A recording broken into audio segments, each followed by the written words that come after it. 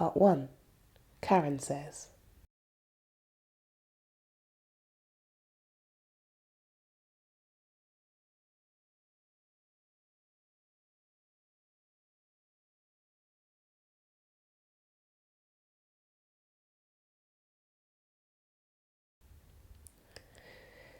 Karen tried to stretch her arms above her head.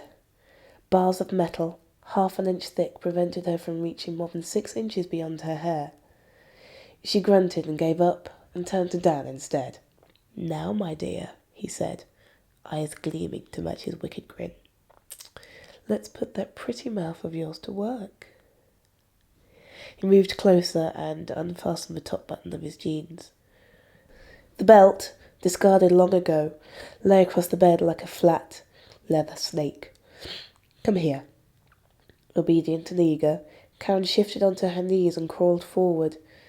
Her head bumped the top of the cage several times, but it didn't stop her pressing her body flat to the bars and reaching through them with one hand. The tips of her fingers scraped Dan's bare thigh, and a shudder passed through them both. "I can't reach you," she whined. "Try harder. Strain. Reach. Go on." She did, and she struggled. Her wrists clanked against the cage bars, pinning her shackled hands in place and agonizing 3 inches too far away. Dad laughed. He dropped his trousers and kicked his way out of them completely. The boxers went next, and he stood before her gloriously naked and ready. Still laughing, he stepped forward and pressed his hips against the top of the cage. Karen whimpered and tilted her head back, extending her tongue to run it along the salty underside of his cock. The laugh stopped, strangled out of being by a low moan at the back of his throat. The phone rang. God damn!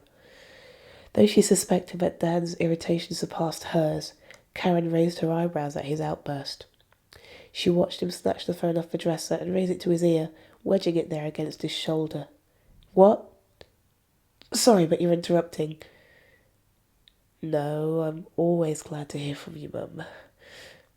Lead weight dropped into Karen's stomach. "I'm fine, just spending some time with Karen. My girlfriend?" "Yes, you do. I talk about her all the time. You've met her." He began to pace. Karen watched him move, the strong strides of his naked legs a bizarre contrast to the whine in his voice. "I'm in the middle of something now, Mum." "Yes, of course, she's here with me." "Tell her to get lost." Dan raised a warning finger. Karen grunted and stuck out her tongue. Legs tucked beneath her, she folded back into a sitting position and let the chains from her handcuffs dangle in her lap. Her repeated sighs warmed the bare skin on her forearms and ruffled the dark spill of hair hanging into her face. On the far wall, the clock marked out each passing second, each moment stolen by yet another untimely phone conversation. "Mum, this really isn't the best time." Too right. Though low, Karen knew that her voice carried. "I thought we were still playing." Again, Dan raised his finger, though this time he added a sharp stare. Moments later, he turned his wrist to show his watch. "That's only 20 minutes away. Why didn't you call sooner?" Irritation in his voice matched his furrowed brow. The next pause was the longest yet, and Karen felt the prickle of it tickling over her skin. "Shouldn't you be in an ambulance then?" Dan's shoulders slumped forward. Okay. I'll come and get you. Bye." "What the hell?" Karen burst out as soon as the phone was gone. "Mum and Dad are on their way. They're at Market Harbour now." "We're a bit busy here."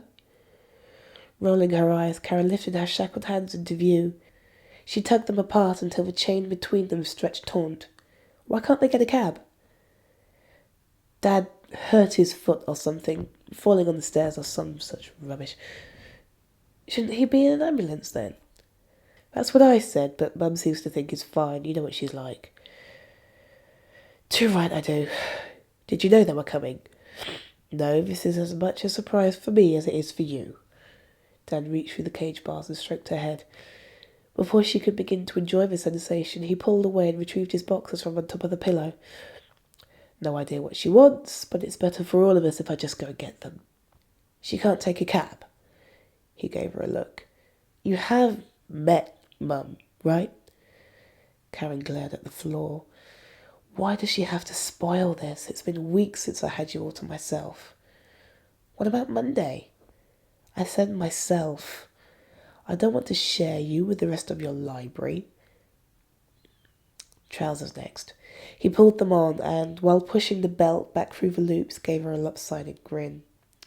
Don't tell me you didn't love it. Hannah and Rebecca certainly did. Staring at her fingernails, Karen tried to construct a response that fit. Several ideas came to mind, but none of them felt particularly helpful at a time like this.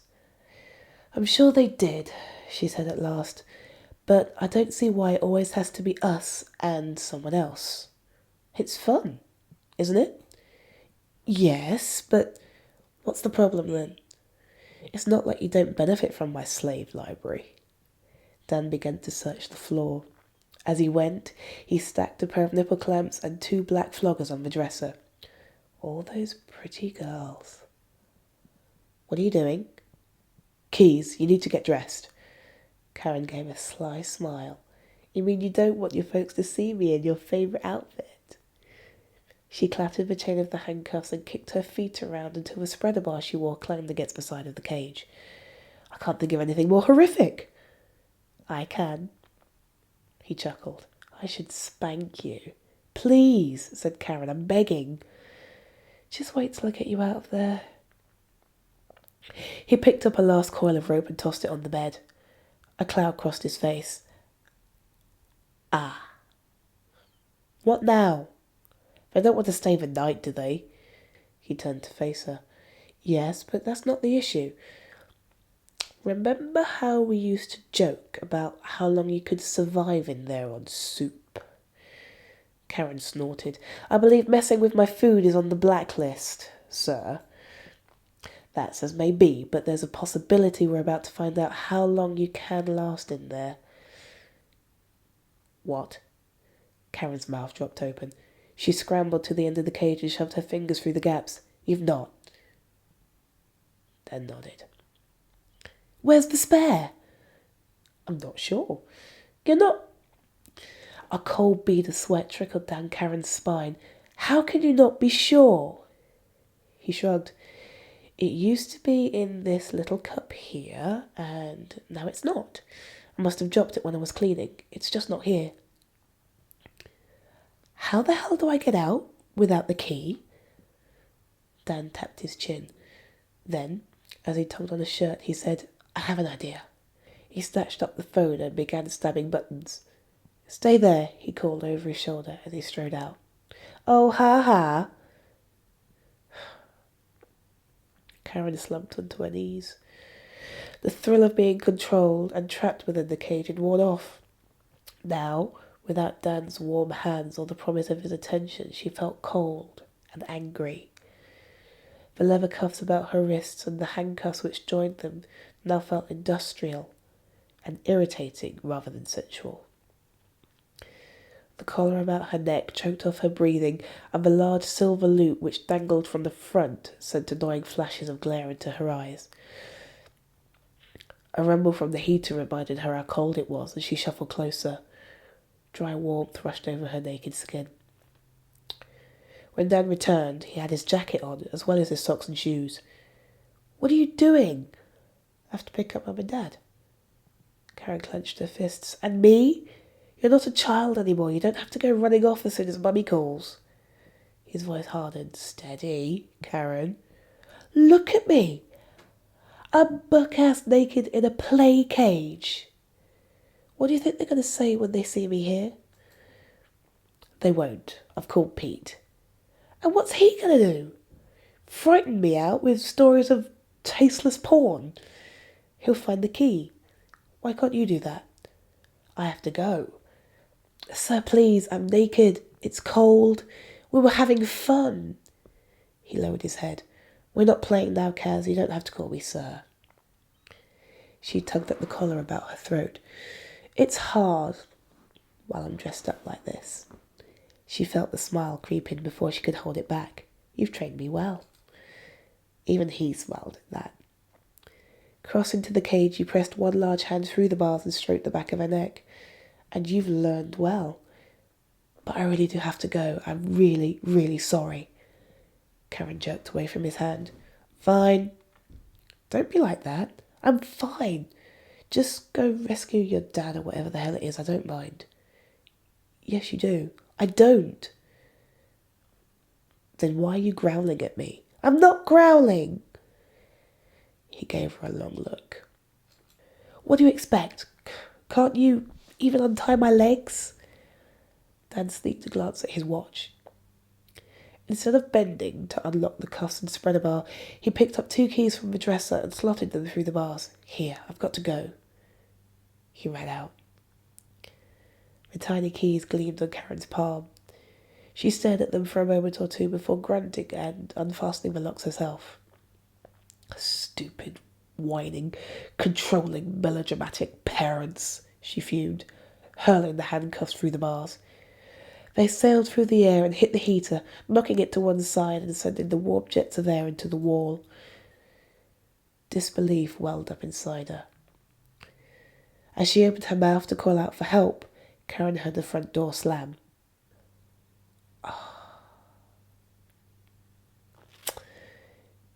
Goosebumps prickled up her arms and thighs, and Karen sat back on her heels with another sigh.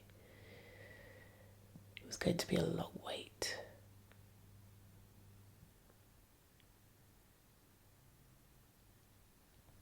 And that's part 1 of Slippers and Chains. Karen says, thank you very much for listening. I hope you've enjoyed. Please do leave me a comment in the comment stream below. I'd love to hear from you. I'd love to open up a dialogue. And do forgive my snotty nose. Hopefully, all being well, I will have recovered from my cold by the next episode, and I will be able to read these pieces with a clearer voice. Thanks very much, everyone. Bye!